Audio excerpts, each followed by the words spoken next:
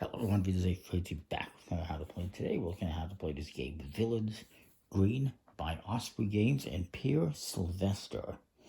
And it says here it's a game of pretty gardens and petty grudges. And you saw my playthrough or how to play of it's got a nice shiny UV ink on the box and a linen finish as well. Getting distracted here, but what I was gonna say is if you saw my how to play on Village Wales, it's very similar in how you play it and whatnot, and what you're doing, which is building a tableau of cards. However, it is a bit different, and it's actually from a different designer. It's almost like Osprey sent out this memo to designers, hey, we want a game like this, and two came back with pretty cool games, and they said, okay, we'll produce these. Now, this game is for 1 to 5 players, 14 and up, 30 minutes. And this game, basically, you're taking on the role of rival gardeners and competing to bring this prestigious Village Green of the Year award. You're going to be arranging flowers, planting trees, maintaining lawns, creating water features to impress the judges. Just watch out for the snobs from the other gardens, the other villages. And will your village green become local laughingstock or make the neighboring villages green with envy? That's cool. So you got one card here. It's a start player card. Supposed to have the first player is. It's got a blue back. You got these village cards, one for each player. Lower Ainsmore, Middle Didsbrook, Market Foxby, Hitcher, Saxcott, and Newton Poor. I think I'll be Middle Didsbrook. My opponent can be Lower Ainsmere. Why not? Next, I'm going to probably shift this over a little bit here. And you got more cards here. You got these green cards, which are, well, green cards is what they're called. And they have on them different symbols. You got different flowers, 3 different colors. Purple, red, and yellow. And 3 different types. You got, this one is like a rose. You got this one, which I think is a tulip. And then you got this one, maybe that's the tulip. I'm not an expert on flowers, but those are your 3 different types in 3 different colors. And different cards have different features on, like this one has a structure. This one has 2 different types of trees, and they have specific names for each of the trees, but they don't really, like there's nothing in the instructions that says, hey, these are the 3 trees, these are the 3 flowers. That would have been nice. They mentioned them in here, in passing, basically. Oh, okay, it does stay here. The trees are oak, birch, and willow trees. The flowers, they don't really mention. I mean, they mention, like I said, in passing, hey, this player had petunias, this player had roses. I think one of them is petunias, and tulips, and roses. I think that's what it was. Anyway, so it's the rules for solo mode, which we won't get into. But you got the structures, like gazebos and water fountains and statues. You got the different trees. Ponds, which are automatically worth 2 points each. You got lawns, which can be put anywhere in your 3x3 grid, but they're not worth anything by themselves. But they can be worth points. They can also be negative points. So you got those. You also have these purple cards, which are award cards. And they give you awards for different things. Some of them will give you negative points, like this one. You get 2 points for every card, but if you have trees, you lose points. So different things like that, having sets of different flowers. I'll give everything a shuffle here. Now we're going to be removing some cards as well, depending on the player count. It is 2 players, we're going to remove 15 green cards and 10 award cards. 3 players, it's 10 green cards and 5 award cards. As for 4 players, you just remove 5 green cards. So let me just do that quickly here.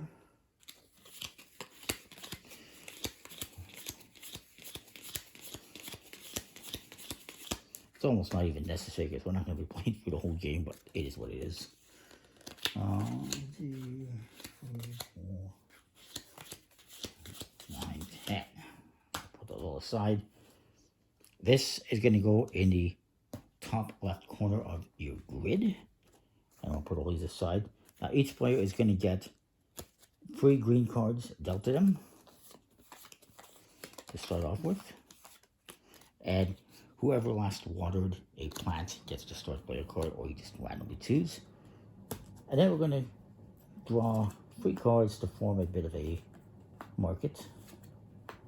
And you're also going to get 3 award cards, and they're going to be placed here along the top of your grid.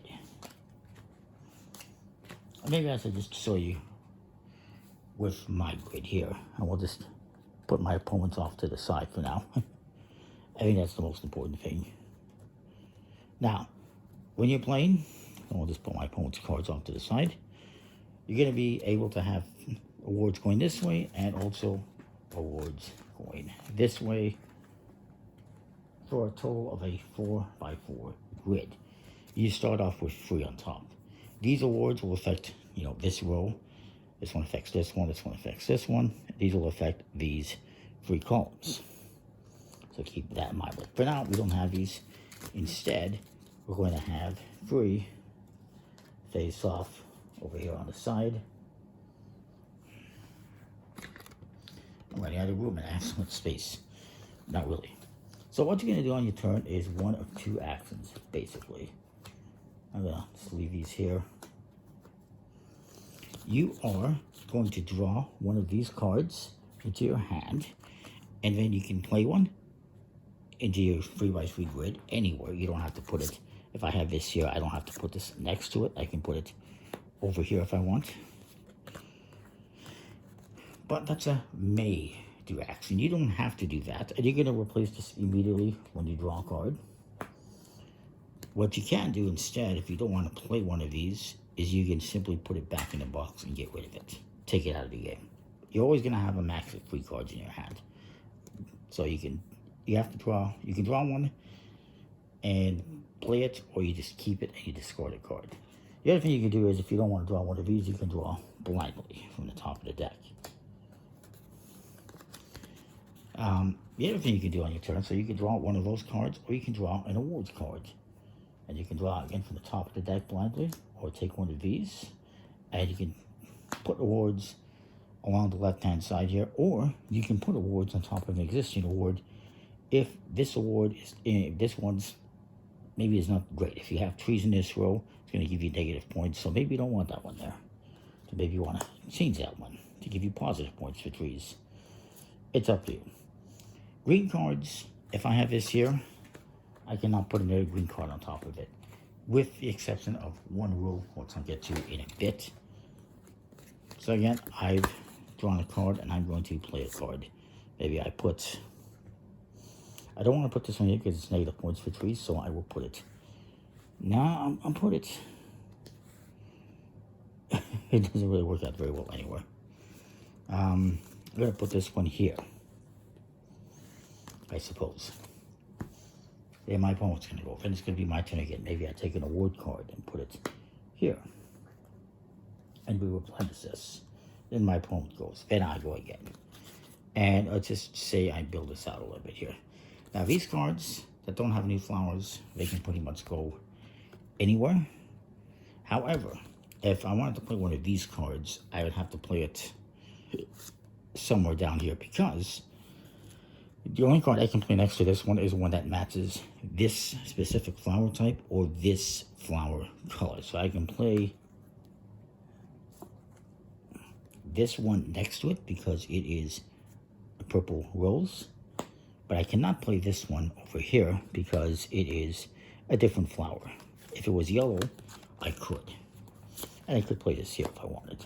And maybe I'll add this. And then on the card, there's a red one. Again, I have to play this next to an existing rose. This one, it's yellow, but I can't play it here because it's a different flower. So to play here, this flower and color has to match this flower or color and this one. So I can only play over here. I could play, one of these if I wanted. Or I can play a yellow or any color rose, basically. So I can play this one here if I want. And maybe I put this one here. I'll draw some more cards. Sorry, I'm not really doing a draw card and play a card type thing. I just want to show you what it looks like when it works out. Let's say I had this one, and I'm going to play this one here. I'll play this one here because it's the same flower type, I do believe. Yes it is. I keep saying we for some reason. And maybe I'll have another award here. We'll replenish those. Something like that. And then for here, I can play a red flower, or I can play purple flower as long as it matches. I can play one that matches one of those. So I can take this one, and no, I can't because it doesn't work out.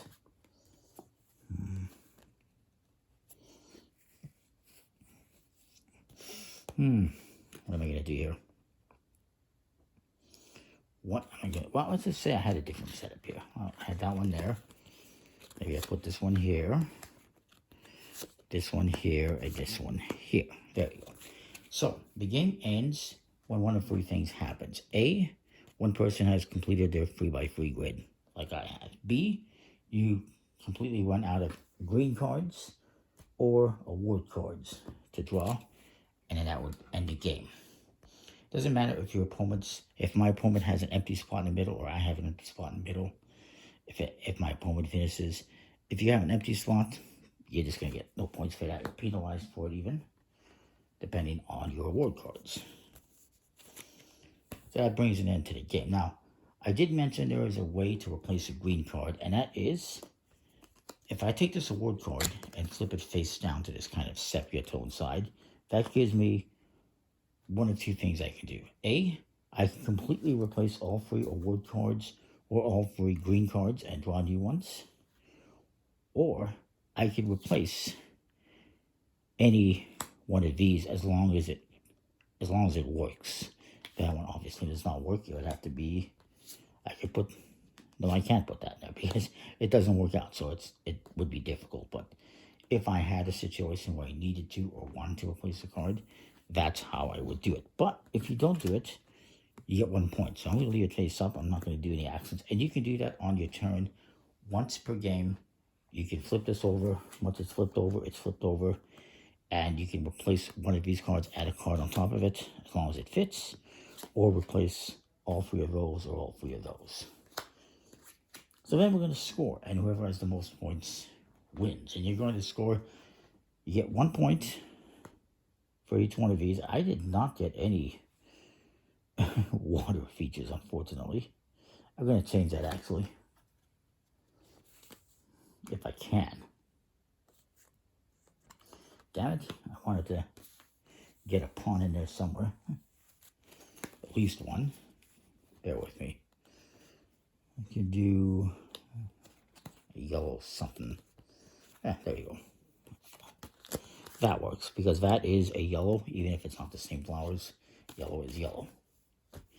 So, you're going to get 1 point if your village card is still face up. You get 2 points for every pawn that you have.